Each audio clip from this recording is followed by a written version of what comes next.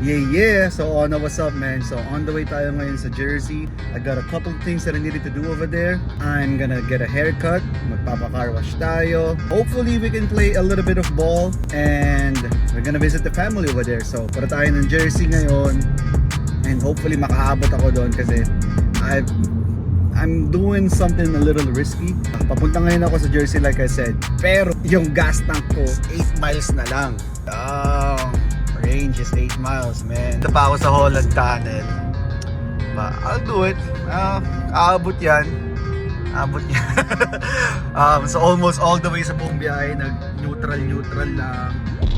Gastos neutral. And yeah. Tara, para tayo ng Jersey. Let's go get some haircut, car wash, tapos basketball. Yeah, Jersey City.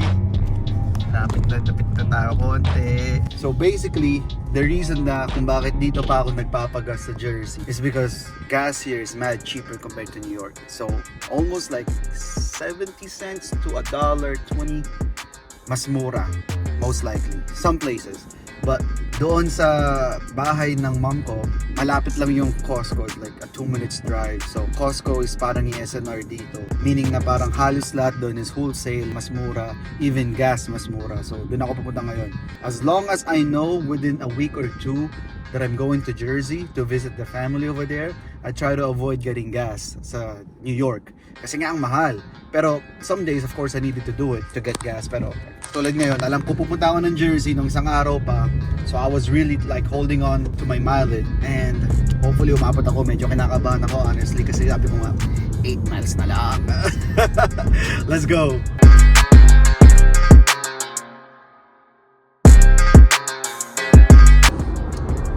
Yeah man, 6 miles na lang, kaya yan. Pero malapit naman na kasi talaga. Like, I've been putting the car on neutral most of the ride, lalo na pagpababa yung daanan para lang makasave ng gas. And I think that's one of the biggest advantages of, I mean not the biggest, but one of those advantages ng driving a manual car dahil may neutral. And matagal masira yung transmission. I've had a fucked up car at one point and my transmission gave out. And there's another whole other story. Ang mahal ng paayos. I never really pushed through and fixing it, but yeah man, so if you know how to drive a manual car, gandang advantage yun. But if I could choose, saya talaga ng automatic. Saya talaga ng automatic. Sige man, drive na muna ulit. Malapit na, 2 miles away and I got like 5 miles on my tank. Let's go.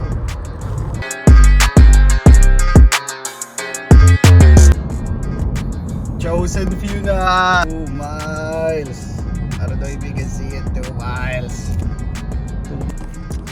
Medyo pinapawisan na ako. I got the AC off. Ito na yung Costco. I'm like 2 miles away. And usually pag ganitong oras, mahaba pa yung pila sa Costco pag magpapagas. So kinakabahan pa rin ako.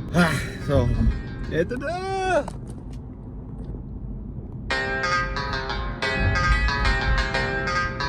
Pero hanggat hindi pa ako nakakapasok dun sa may gasoline station, kinakabahan pa din. Kasi nga, mahaba ang pila.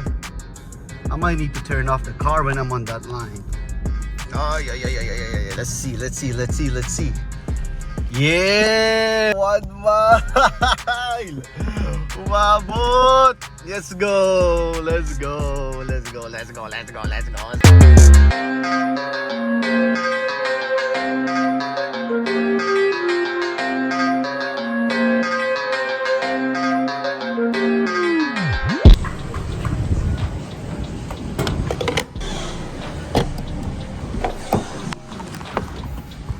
Yes sir!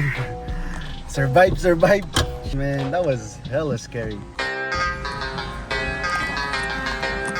Yeah! So maabot, that was hella scary. Nakakatakot pero enjoy. Kasi in a way, I was confident enough na alam ko na hindi yan, naabot yan. Pero siguro kung may iba akong kasama noon, I don't wanna name names. Pero pag may iba akong kasama siguro noon, ni-stress siguro ako to the point na I would have gotten gas on an expensive gasoline station kaysa hinintay ko pa makarating dito. But yeah, umabot tayo doon and medyo relief. That was my second time doing that. My first time doing that was when I was driving my Jaguar like 8 years ago. Ayun, eto sakto nga 1 mile pa. Yun, yung dinadrive ko yun, yung papunta ako dito.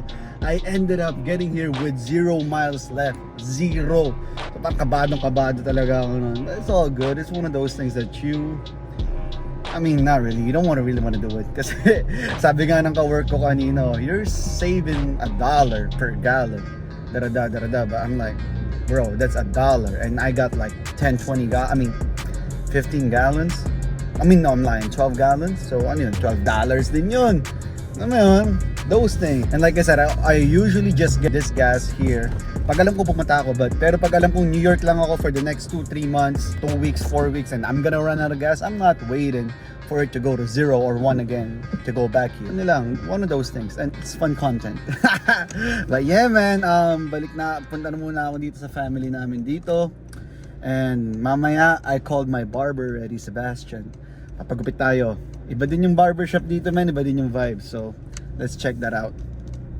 Let's go see.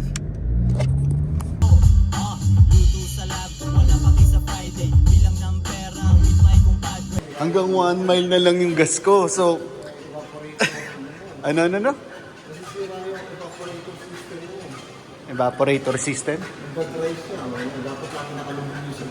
Oh, mainit pa naman, no? Mainit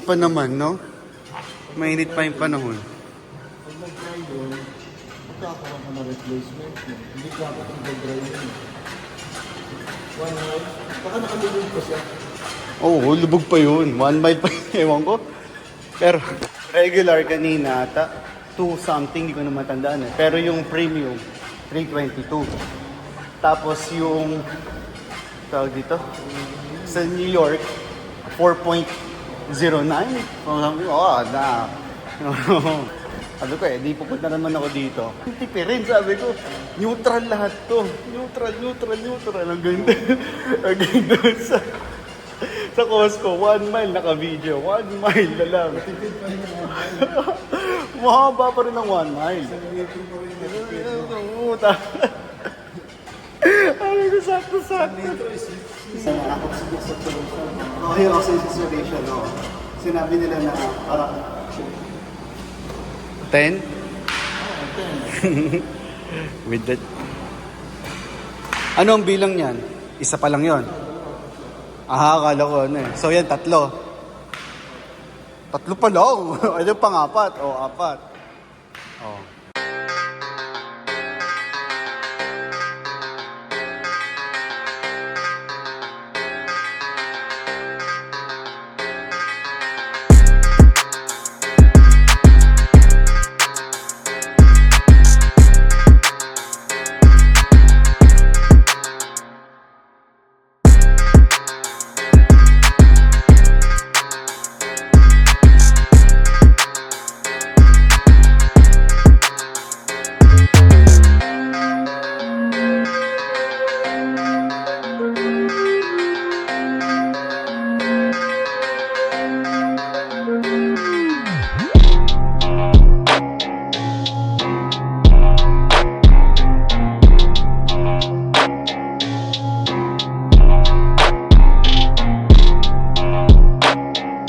So yeah, man, dito kami ngayon sa barbershop ni Sebastian.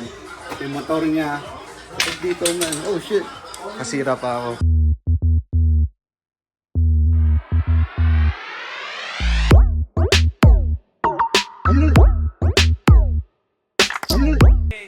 Pasan a la cena. Míralo, el flow.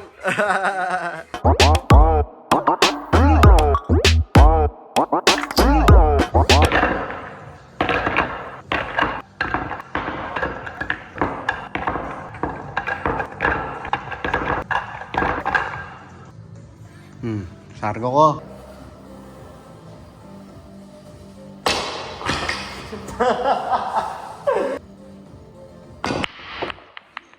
Talo ka kagad. Hindi ba't talo ka agad? Yeah, man, that magpiping-pong kami ngayon pero naiwan namin yung access card. So, billiards na lang.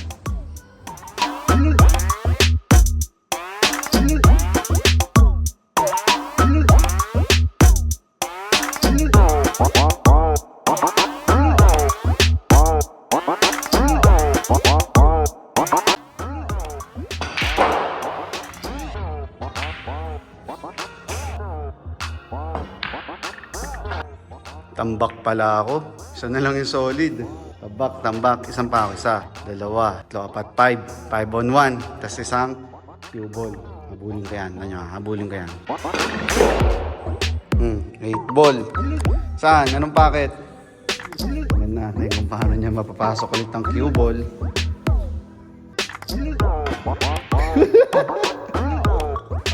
Okay. Habol pa ako. Malaki na ba? Matigal ka na namang matalo.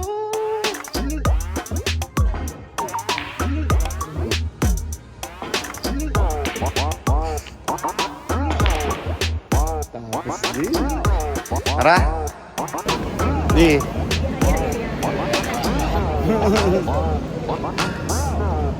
Alam mo, pag pinapanood ko yung mga videos natin, yung mga videos na ginagawa ko sa'yo, nakakamiss, buti may video, alam mo yun. Buti may video, hindi na. So yeah man, nandito ulit ako ngayon sa Costco. Kakatapos lang namin mag-trip kahapon, hindi na ako nakapag-video. Medyo up and down kasi umuulan, tapos di uulan, tapos may mga kasama kami mga baby. Pero all good, masaya lahat, hindi basag. Sa antidote nasa likod.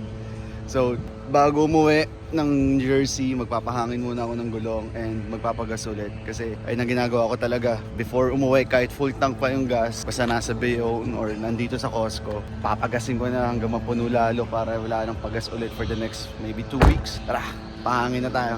Yun si Kuya. Oy, kaya gawa mo dyan. Ayan boy. Technique, tanggalin muna lahat ng mga ganito. Isa. Yan.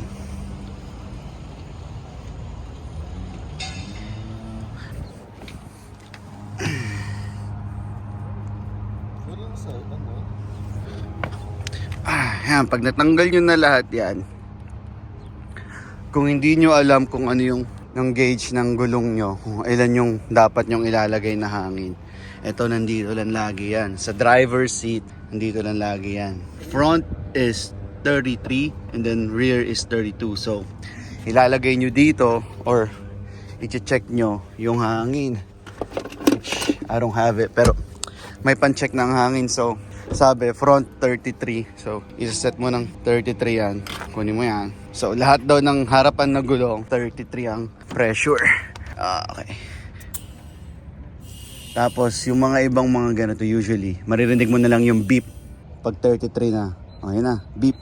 Tanggal. Saan dito? And dito sa Costco, free. Kaya dito rin ako nagpapahangin, libre. Yung iba, nagcha-charge pa. $2, $3. Ito libre. 33 harapan. Tapos 32 sa likod.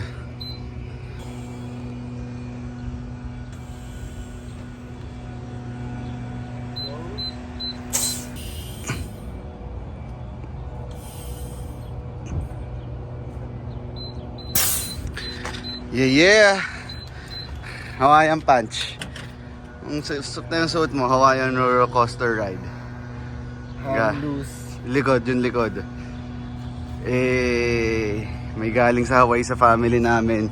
And she brought some goods galing Hawaii. So, yeah. Ngayon, pagas. Full tank na. Pero papagas pa din. Yeah, yun lang, $6 lang. Something quick. Sir!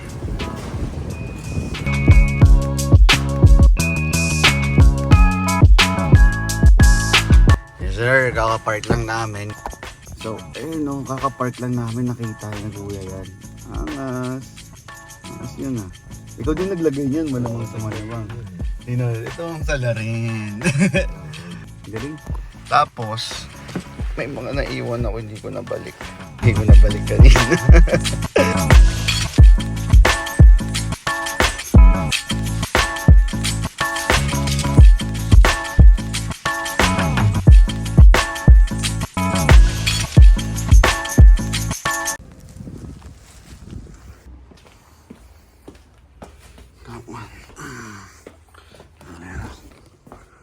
Waterless car wash. See that? Hindi makita ng mga yes, pero basically yan yung gas-gas. Nahulugan ng ano ko yan eh. Ayun o. Nahulugan ng tawag dyan.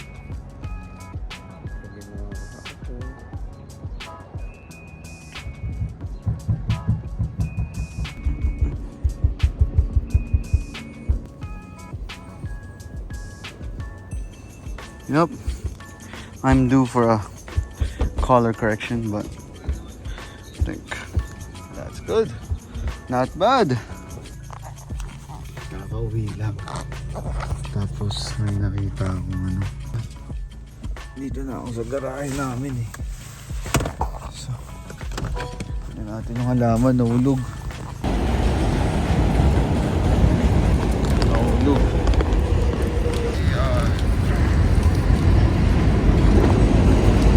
Living things pa rin yan. Good. Why? Doon na ako eh. Papasok na ako ng garahe. Kita ko siya, nahulog siya dun oh. Hindi ko naman nalaman yan pero nakakaawa siya tignan. Living things pa din yan.